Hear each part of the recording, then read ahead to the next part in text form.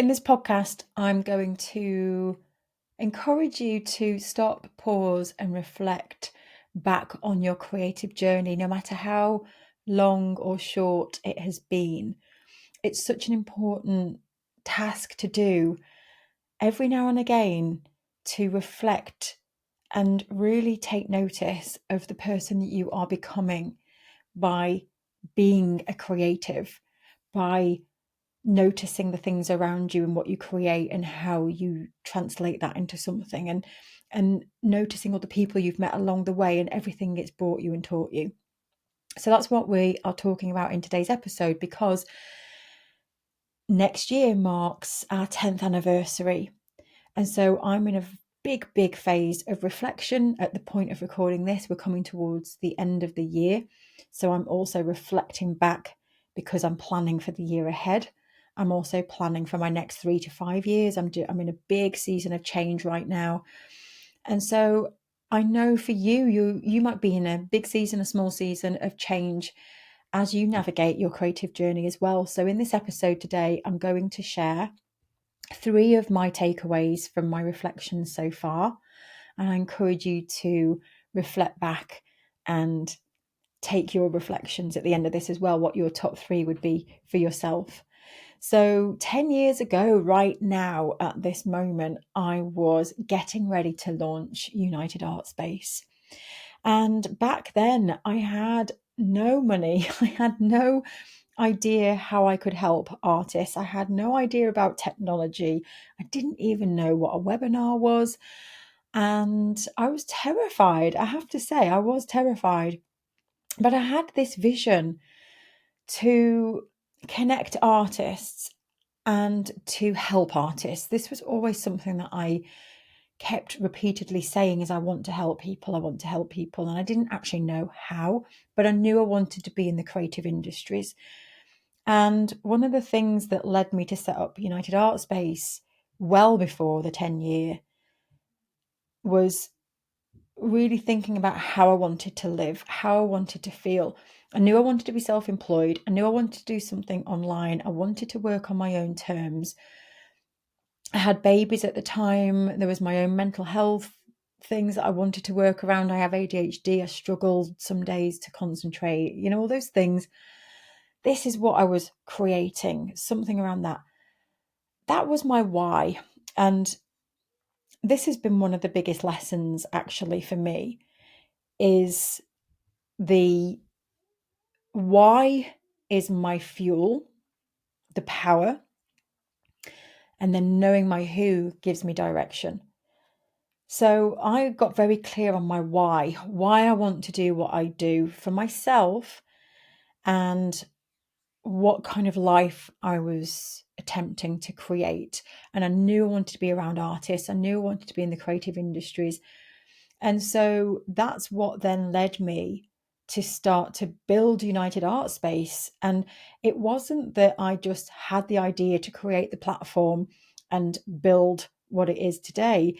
It came very much from those steps first, of thinking about how I want to feel and how I want to live.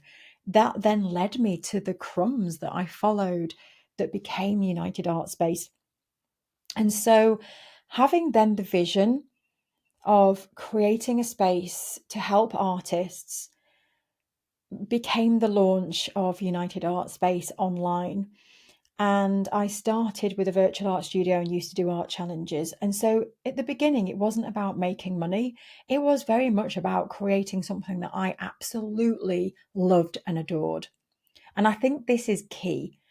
And this is something that I'm playing around with in my next phase of my next 10 years, is doing something else. And at the beginning, it will not be about making money. It'll be because I absolutely love it. And it's something that I want to explore.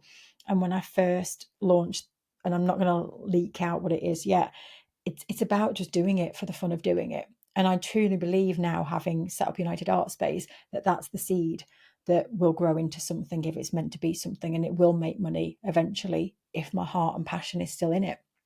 And so the why and the who. So the why was so important for me in the beginning, to be able to fine tune what it is I absolutely love.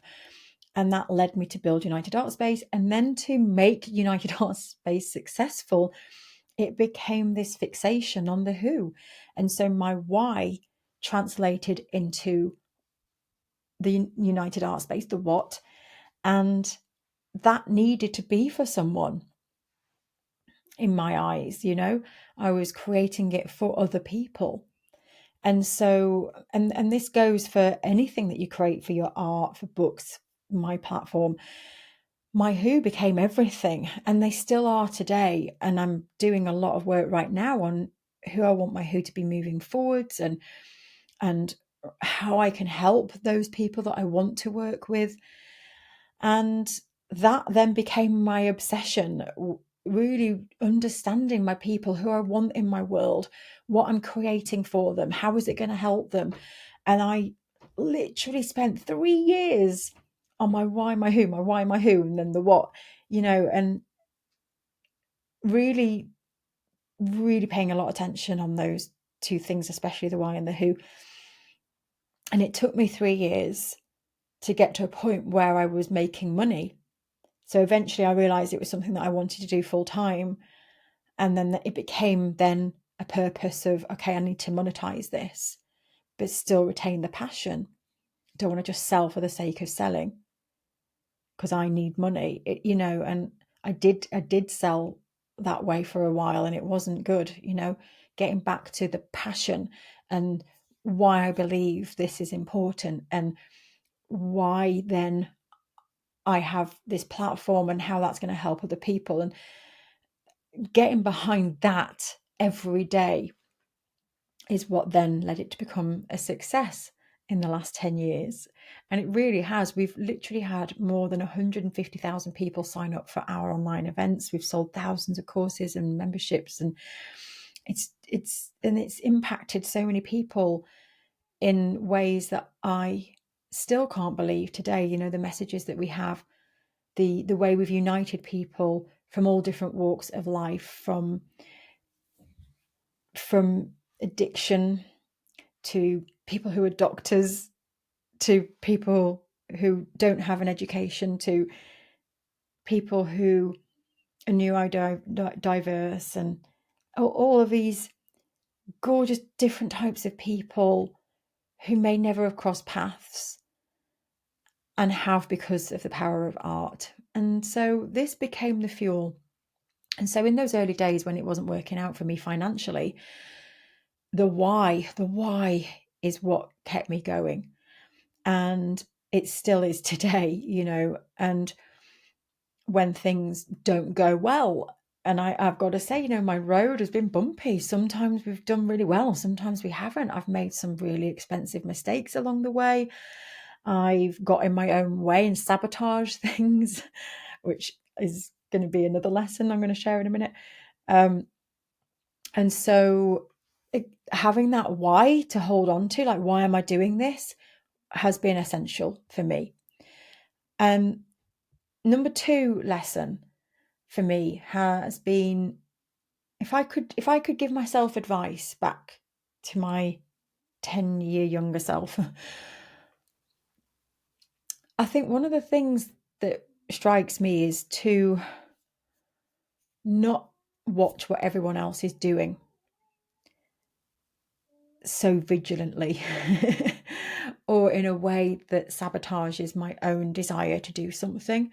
And what I mean by this is, it can be very easy to look at other people and feel imposter syndrome, like they do things much better than me, so I should not do this because they do it well already, so there isn't really a place for me to do this. Or this artist is so amazing, I'm just going to make myself look silly if I do this next to them. Other people are going to judge me because I'm not as good, or not even just in terms of judgment, but also looking at other people thinking they have their creative life set up this way, so maybe I should have mine set up this way. They're selling that way, so maybe I should sell that way. They're creating this, so maybe I should create this. They are selling this amount, they're making this amount of money, so maybe I should be making that amount of money. And I have noticed it over the years of spending such a lot of time looking at other people, which is absolutely fine. And I do think there's a place for looking at what other people are doing and learning when it's a positive, learning from people and seeing what works and what doesn't and taking that on board. But what I'm talking about is the negativity or the derailing of your own journey because of what other people are doing. And in wrapped up in this as well, I think is a lot of fear around judgment. You can be watching other people that don't like you, other people that don't like what you have, so you end up not producing something because you're so scared of those people criticizing, or those people not liking it, so I should change for them. This lesson 2 is wrapped up in all of that. Stop watching everyone else and build your own pathway. So it's about other people that might intimidate you, but then also other people that say, I don't think you should do that, or you're rubbish, and you start to doubt yourself. And so in all of this, it's a message for myself really, is to again go back to number 1, my why and my who. My why and my who. Stop thinking about other people that don't care about what I have because it's not for them. And that one's been massive for me and still is today, especially when you navigate change, which I'm doing right now. When you navigate change, along the way, you are going to lose people. If you change your art, if you write in a different way, if you change what you're teaching, some people are not going to like it. And over the years, I've had people reach out to me. I don't like you interviewing this person. I didn't like you doing that. I didn't like the way you spoke in this. I didn't like the way you wrote that. I think you write too much. I've had so much criticism over the years. And it's just people's opinions. And so navigating change especially will bring that, because there'll be people that liked the way you created your flowers in that expressive way, and now you've refined it, and some people won't like that, and you have to let them go and stay true to your own path. Stay true to your own path. Okay, lesson 3 is I cannot believe mindset is everything. And mindset and community actually packaged up in this. But mindset, when I started out 10 years ago and I started to help artists make art and sell art, we started creating programs that get straight to the how you price, how you sell, how you approach galleries. And thankfully, I quickly learned that people can be taught those skills. And actually this was not common 10 years ago. It's very common today as I'm recording this. But 10 years ago, there wasn't so much conversation about mindset. And in fact, most people that came to me had never even heard of mindset. And so it's a topic that's grown massively in the 10 years that I've been running United ArtSpace. So 10 years ago when I started, what I realized quickly was that even with the skills of teaching people pricing and teaching people how to approach a gallery, unless people feel good about their art and unless people have the right mindset in that they see opportunities and not problems, that they can reframe a problem as it arises and turn things around, that kind of thing. Without that, then you can keep learning and learning and learning, but you're always going to get in your own way. And so I knew that early on and started teaching that in my own programs. But to this day, I cannot believe the impact the mindset lessons have had on artists that I've worked with, and how still today it's a big component of our own membership, because it is the key.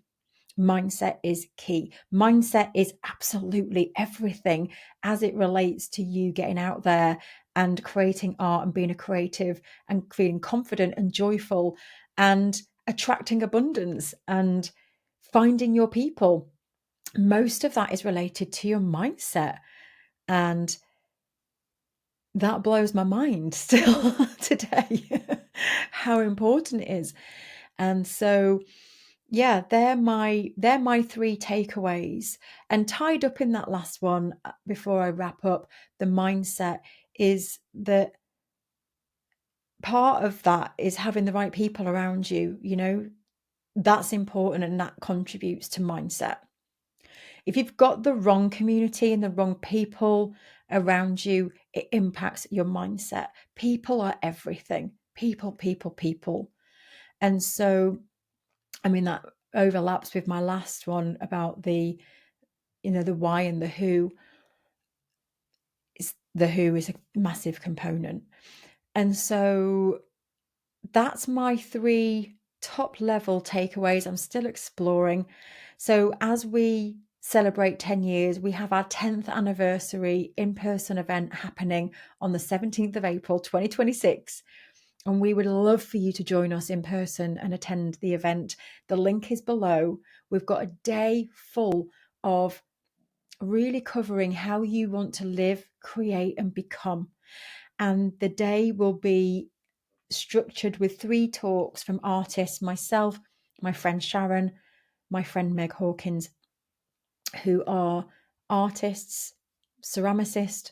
Meg is a watercolor artist who's licensed work. So we're all going to be sharing our own journeys over the last 10 years, what's worked, what hasn't worked, and what we are planning on doing in the next 10 years and what direction we'll be taking. But really giving these talks for you to take away so that you can reflect on your own journey and you can really think about how you want to live, create, become. And there'll be art making, we'll have afternoon tea, and there'll also be some time to connect with other artists as well joining us. So I'm so excited about this event. It will be incredible to have people in the room and to meet some of you for the first time and some of you again who came to our book launch last year. So my friends, thank you so much for joining. So to recap, your why gives you power, your who gives you direction. Stop watching everyone else and focus on your own path, and your mindset and community impact everything. Take care, my friends, and I'll see you soon. Bye-bye.